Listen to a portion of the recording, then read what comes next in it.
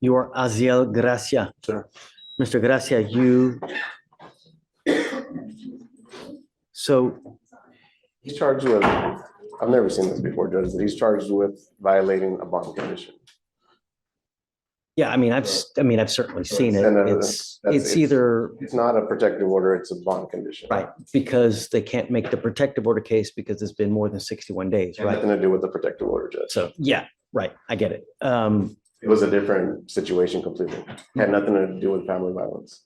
Get there. So you're charged with violation of a bond condition / protective order. You were facing up to a year in jail and or a $4,000 fine. We are going to do probable cause. You have the right to remain silent. Anything you say can or will be used against you, sir. If you cannot afford a lawyer be appointed to represent you. So before we start, was he in a PTI? Is that why this case is 1,000 days old? Yes, sir. He just has a few BIP classes left to finish the PTI. Okay. Okay, go for it. Judge. The officer was dispatched to a business in Harris County, Texas, in response to a disturbance. Upon arrival, the officer observed the defendant grab another male aggressively, and the officer conducted a search on the defendant's person and found a loaded gun in the front pocket. The defendant is currently on bond for an assault family violence and has bond conditions in place prohibiting from possessing a firearm. Yeah, all right. Mr. Gracia, I'm going to find that there's probable cause to go forward on the bond conditions. State, what's your position as far as he's in a PTI? He's now picked up a new case. Mr. Gracia, I want you to know that we take these bond conditions extremely serious. Sir. You don't, though. This is not your first VPO. This is not your first violation of bond condition. You don't get it. No means no.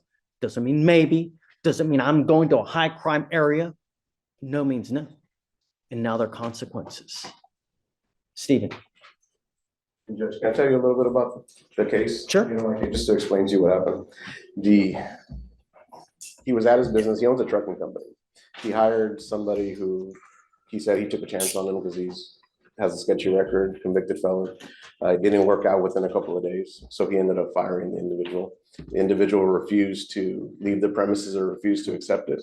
So he started threatening him. He went inside. The individual started trying to damage the trucks. So at that point, he was fearful. He went and retrieved a firearm that he knew was hidden in the vehicle. I'm sorry, in there. I understand, Judge. And It's about the worst thing that you can do. Imagine if you use the firearm. Who gets charged with murder, Mr. Gracia? Who has now dug themselves into a potential 50-year hole? We have a case like that today where a meager argument, someone who's charged with assault is now charged with murder because of a silly ass, stupid ass argument. Now dude is sitting in custody with a $250,000. And he's been punished at this point, Judge. He's been punished for violating the bond by getting an entire new case on that.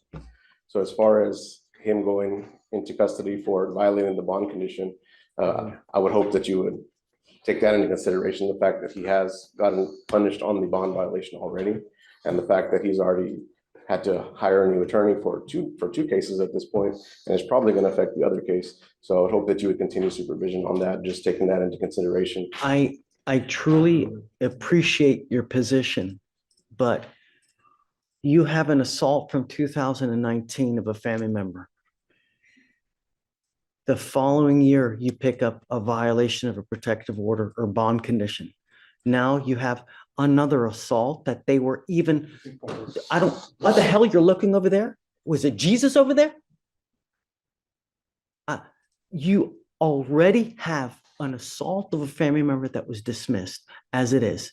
You were lucky enough to even have this kind of an agreement where they're willing to dismiss a second assault of a family member. And now you pick up another violation of a bond condition. Eric, he doesn't get it.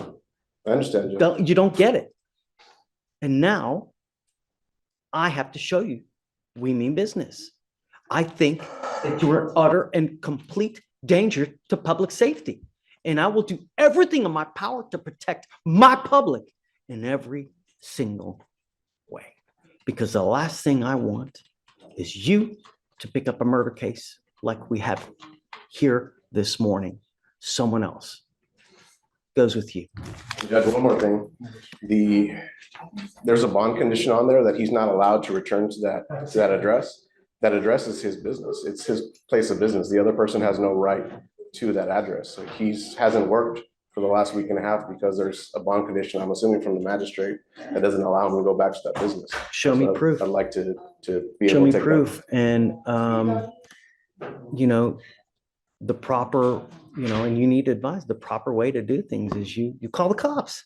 that. Get a judge. Really. I mean, that's, if you own the business, you show it. I mean, how easy would it have been to just call police? I mean, he has a right to defend his property and. his- Not while not while the case is open. He does, but not in that manner. It's one of those things where things happen quick and you have to make a decision. And when we're talking about trucks that are worth hundreds of thousands of dollars and things like that. 911, man, really? How long do they take to get there, Judge? So he's, Okay, they will still take his ass to jail and then, you know, try to get restitution or whatnot, but so as far as the bond goes, can you set him a bond today? Of course. And Judge, we've contacted Conrad because it's his case, but I just want to confirm that bond has been revoked for his prior case. Is that correct? yeah, Okay. yeah, on the assault, I'm revoking it. Yes, Judge. Looks like they set the bond at 20,000 on the new case. Yes, Judge. I'm gonna mirror it. Because he's already posted that bond, he's already hired me. He hired me on the other case as well. There's a motion to sub in your queue that I need you to sign as well.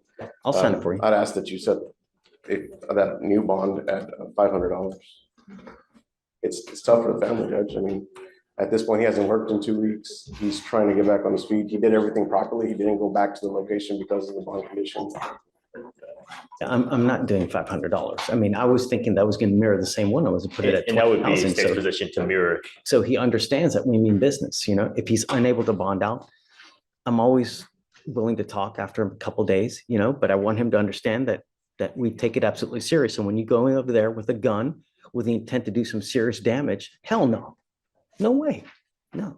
And I think that making it 20,000, what the other one is, hopefully it'll get his attention. Okay, would you But like I consider said, look, 10,000? like I'm not out for blood, Eric, you know, so if he's unable to, after some time, come back, and I'm not talking weeks, but you know, a couple days, so he realizes that we mean business.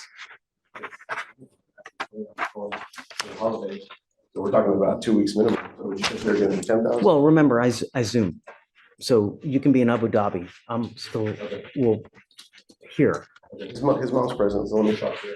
Yeah, for sure. Thanks, Okay. Judge.